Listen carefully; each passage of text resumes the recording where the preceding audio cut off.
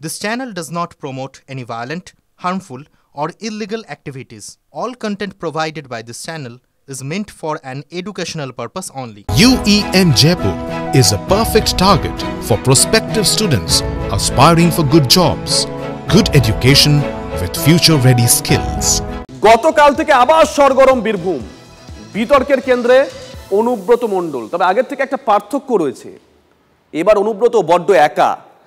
দল তার কাছ থেকে কৈফিয়ত তলব করে, পুলিশ মামলা করেছে, বিরোধীরা হাতে একটা অস্ত্র পেয়েছে, আর জেলা তৃণমূলের কোন্দলটাও আবার সামনে চলে এসেছে।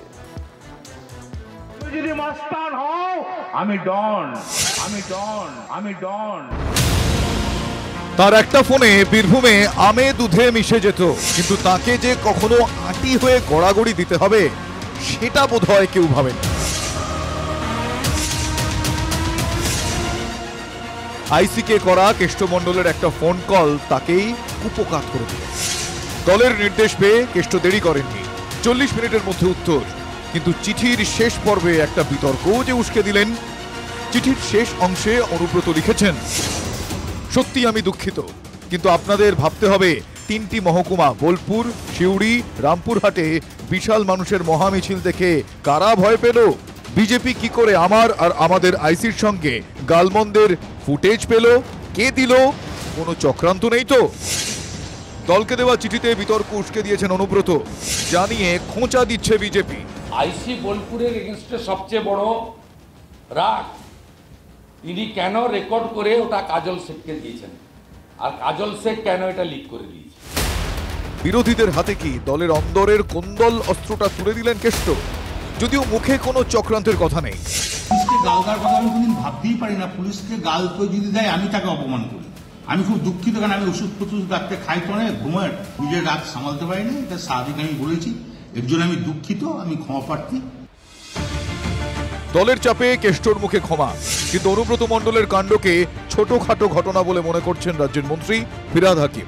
এটা আইনের পথে চলবে, নো ওয়ান ইজ অ্যাবভ দি ল। তখন এই একটা উচকে পাচকে একটা কোনো জেলায় কেউ বললো, সেটাকে নিয়ে হাইলাইট। ফিরহাদ মুখ খুলতেই আবারও বিতর্কের আগুনে ঘি। ওনার সবই পুচকে মনে হয়, মিনি মনে হয়। উনি কলকাতাকে মিনি পাকিস্তান দেখেন। তো এখন বর্তমানে মাননীয় মুখ্যমন্ত্রী তার দলবলের ঠেলায় কোনটা যে পুচকে আর কোনটা যে ফচকে, আসলে সরকারটাই ফচকে সরকার হয়ে গেছে। তাহলে ওদের তৃণমূলের দলের মধ্যে একজনকে যখন গালাগাল দেয়, শায়েস্তা দেয়, তাহলে এরকম তার মা বোনকে টানাটানি করে। মমতা ব্যানার্জি অনুব্রতর ব্যাপারে কি ব্যবস্থা নেন সেটা আমি দেখব। ঘটনা যে পুচকে নয় সেটা তৃণমূলের অবস্থানেই স্পষ্ট। বিরোধীরা ইস্যু পেয়ে গিয়েছে। বিজেপি 9 জুন বীরভূমে একাধিক কর্মসূচি নিচ্ছে। এদিকে পুলিশের করা এফআইআরে অনুব্রত মণ্ডলকে শনিবার হাজিরা দিতে হবে থানায়। Bureau report, TV9 Bangla.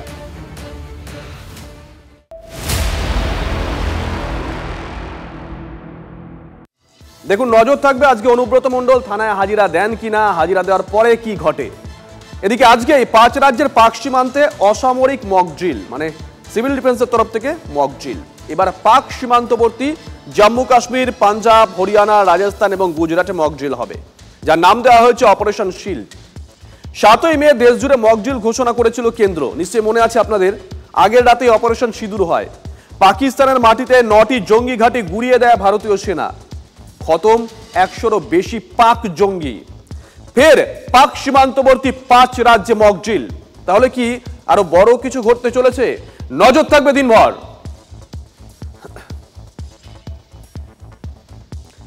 Bihar থেকে ফের পাকিস্তানকে হুঁশিয়ারি প্রধানমন্ত্রীর। অপারেশন সিঁদুর ছিল তুনের একটি মাত্র তীর।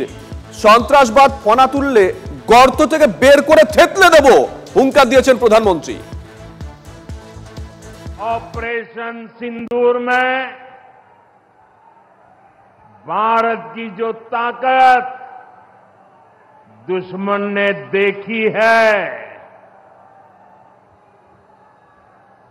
लेकिन दुश्मन समझ लें ये तो हमारे तर्कस का केवल एक ही तीर है। आतंकवाद के खिलाफ भारत की लड़ाई न रुकी है नथनी है। आतंक का फन अगर फिर उठेगा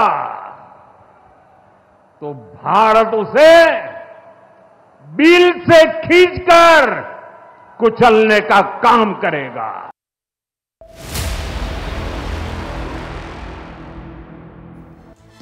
এদিকে এই আবহেই ভারতের তরফ থেকে পাকিস্তানের উদ্দেশ্যে স্পষ্ট একটা বার্তা দেওয়া হয়েছে। এবার হাফিজ সাইদ আর মাসুদ আজহারকে হাতে চাই। গোয়ায় প্রতিরক্ষামন্ত্রী রাজনাথ সিং বলেন, নিজের স্বার্থে পাকিস্তানকে তার মাটিতে গড়ে ওঠা জঙ্গিদের নার্সারি ভেঙে ফেলা উচিত। ভারতের হাতে তুলে দিক হাফিজ সাইদ আর মাসুদ আজহারকে। এই দুজন শুধুমাত্র মোস্ট ওয়ান্টেড জঙ্গি নয়, রাষ্ট্রপুঞ্জের তৈরি যে জঙ্গি তালিকা রয়েছে সেখানেও নাম রয়েছে এই দুজনের। पाकिस्तान के हक में यही बात होगी कि वह अपनी जमीन पर चल रही आतंकवाद की नर्सरी को अपने हाथों से उखाड़ देंगे। इसकी शुरुआत उसे हाफिज सईद और मसूद अजहर जैसे आतंकवादियों को भारत के हाथों में सौंपने से करनी चाहिए। यह दोनों न केवल भारत में मोस्ट वांटेड टेररिस्ट की सूची में हैं, बल्कि ये यूनाइटेड नेशंस की डेजिग्नेटेड टेररिस्ट की लिस्ट में भी शामिल हैं। একযোগে পাকিস্তানকে পরপর বার্তা দেওয়া হচ্ছে। প্রধানমন্ত্রী বার্তা দিয়েছেন দেখালাম, প্রতিরক্ষামন্ত্রী কি বার্তা দিয়েছেন দেখালাম, আর এবার দেখাবো স্বরাষ্ট্রমন্ত্রী তিনি কি বার্তা দিয়েছেন। স্পষ্ট জানিয়ে দিয়েছেন অমিত শাহ, ভারতের ওপর কোন রকম আক্রমণ বরদাস্ত করা হবে না, কোন রকম প্রচেষ্টা হলে আরো কঠোর প্রত্যাঘাত হবে। उनके 9 हवाई अड्डों को, उनकी मारक क्षमता को क्षतिग्रस्त कर एक मजबूत जवाब दिया, जिसके कारण उनको समझौते के लिए आगे आना पड़ा। भारत की सुरक्षा नीति को दुनिया के सामने घटनाओं के आधार पर जाहिर करने वाला रहा है कि भारत के नागरिकों पर, भारत के निर्दोष व्यक्तियों पर, भारत की सेना पर और भारत की सीमा पर किसी भी प्रकार का अतिक्रमण भारत सहन नहीं करेगा। किसी भी प्रकार का आक्रमण भारत सहन नहीं करेगा। इसका सटीक और इससे भी बुलंद जवाब दिया जाएगा।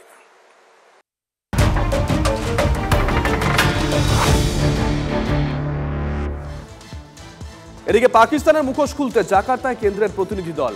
পাকিস্তানের মাটিতে কিভাবে সন্ত্রাসের চাষ হচ্ছে সে কথাই তুলে ধরলেন জাকার্তায়। প্রবাসী ভারতীয়দের উদ্দেশ্যে বক্তব্য রাখতে গিয়ে অভিষেক বন্দ্যোপাধ্যায় বলেন, এবার পাকিস্তানের সঙ্গে আলোচনা হলে পাক অধিকৃত কাশ্মীর পুনরুদ্ধার নিয়েই কথা হবে। সেই সঙ্গে কাশ্মীর ভ্রমণের অনুরোধও জানিয়েছেন জাকার্তাবাসীকে। Next time when you go to India, I want you to make a promise. Will you make it? Yes, yes. My humble appeal before all of you.